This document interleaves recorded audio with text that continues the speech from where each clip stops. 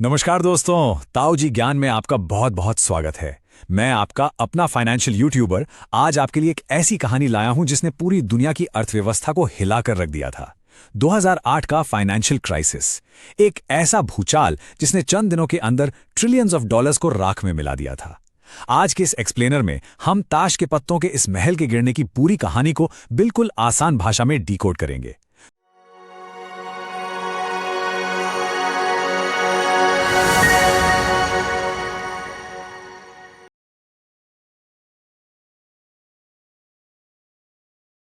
तो चलिए गहराई में उतरते हैं। कहानी की शुरुआत होती है 2006 से। अब आप सोचिए कि आप यकीन करेंगे कि मियामी में एक स्ट्रिप डांसर के पास 5 घर और एक लग्जरी कॉन्डो था, और वो भी बिना किसी इनकम प्रूफ के।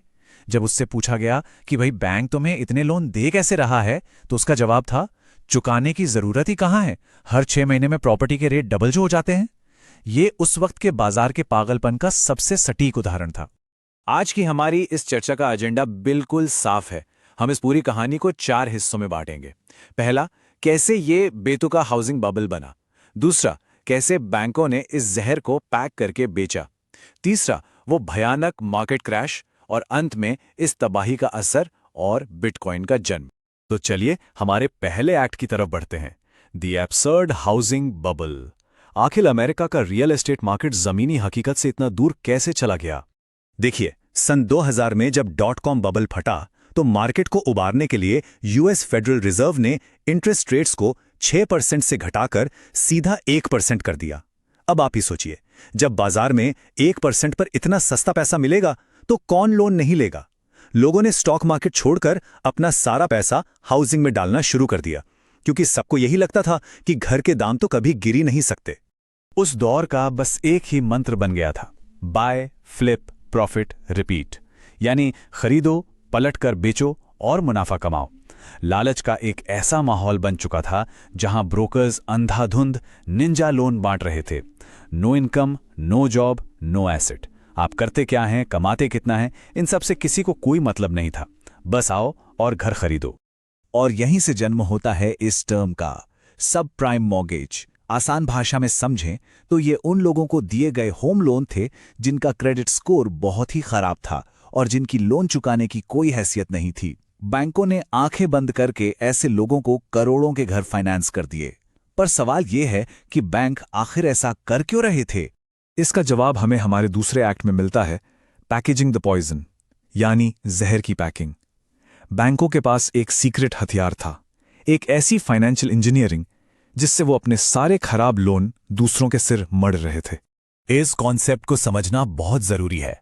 एमबीएस यानी मॉर्गेज बैक्ड सिक्योरिटी। बैंकों ने दिमाग लगाया, उन्होंने हजारों सबप्राइम लोन्स का एक बंडल बनाया और उसे एक बेहतरीन इन्वेस्टमेंट प्रोडक्ट बताकर दुनिया भर के इन्वेस्टर्स को बेच दिया।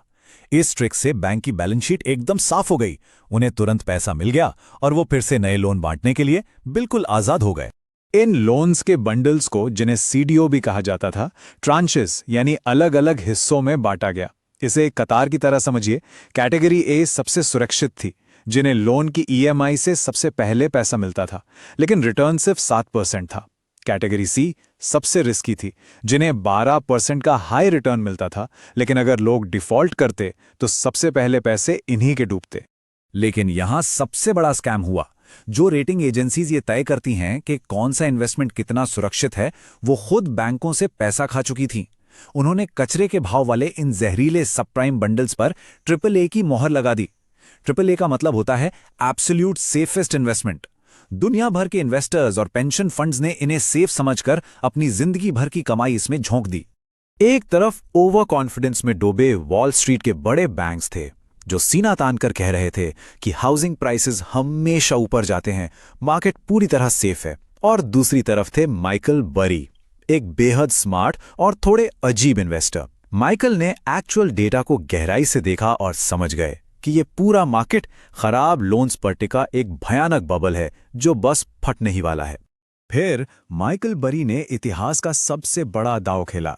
उन्होंने क्रेडिट डिफॉल्ट स्वैप खरीदे। ये क्या बीमारी है? आसान शब्दों में कहूं तो ये एक जलते हुए घर पर फायर इंश्योरेंस लेने जैसा था। माइकल बैंकों के पास गए और कहा, अगर ये हाउसिंग मार्केट गिरता है तो आप मुझे भारी पैसा देंगे। बैंकों को लगा कि ये आदमी पागल हो गया है और उन्होंने खुशी खुशी उसे ये इंश्योरेंस बेच दिया। पर माइकल बरी पागल नहीं थे, वो बिल्कुल सही थे। और यहीं से हमारा तीसरा एक्ट शुरू होता है, जब ताश का यह महल भर-भरा कर गिर गया। तबाही की शुरुआत तब हुई जब फेडरल रिजर्व ने अपने इंटरेस्ट रेट 1% से बढ़ाकर 5.25% कर दिए। अब जिन लोगों ने शुरुआत में कम रेट पर एडजस्टेबल लोन्स लिए थे, अचानक उनकी ईएमआई बहुत ज्यादा महंगी हो गई। नतीजा, लाखों लोगों ने एक साथ लोन चुकाने से हाथ खड़े कर दिए। बैंकों ने उनके घर जब्त कर लिए, बाजार में घरों की सप्लाई एकदम से बढ़ गई और प्रॉपर्टी के दाम औंधे मुंह गिर पड़े। उन लोन्स की वैल्यू पूरी तरह कचरा हो गई।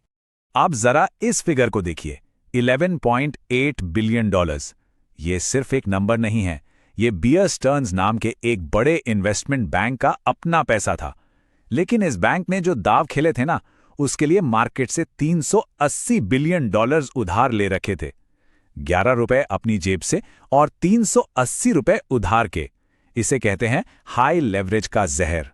जब एमबीएस की वैल्यू 0 हुई तो ये बैंक ताश के पत्तों की तरह ढेर हो गया। और फिर वो झटका लगा जिसने पूरी दुनिया को हिला कर रख दिया। लेमन ब्रदर्स, 150 साल पुराना अमेरिका का एक बहुत बड़ा बैंक, रातों रात दिवालिया हो गया। ये कोई छोटी मोटी घटना नहीं थी। ऐसा लगा जैसे किसी ने अर्थव्यवस्था का दिल ही निकाल लिया हो।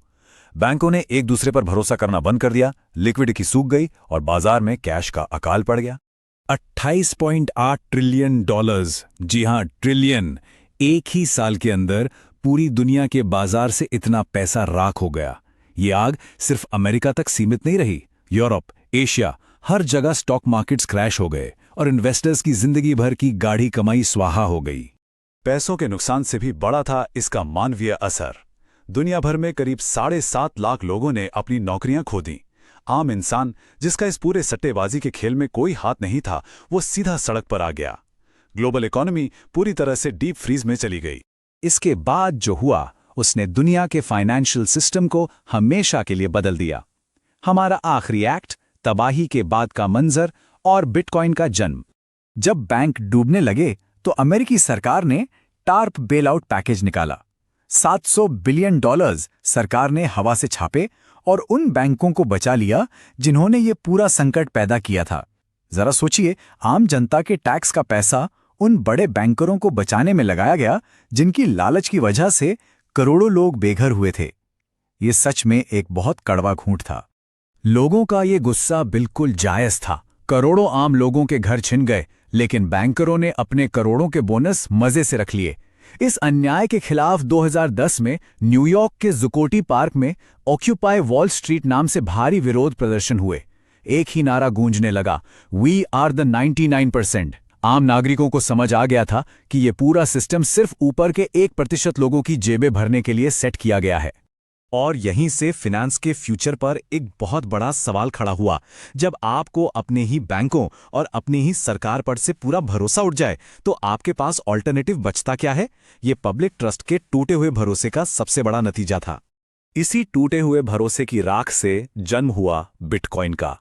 ये महज एक डिजिटल करेंसी नहीं थी, बल्कि इस करप्ट सेंट्रलाइज्ड बैंकिंग सिस्टम के खिलाफ एक खुली बगावत थी। एक ऐसी डिसेंट्रलाइज्ड करेंसी जिसे कोई सरकार कंट्रोल नहीं कर सकती, जिसमें मैनिपुलेशन नहीं किया जा सकता। 2008 के इसी क्राइसिस ने वो जमीन तैयार की जहां से आज के मॉडर्न डिसेंट्रलाइज्ड फाइनेंस की नींव रखी गई।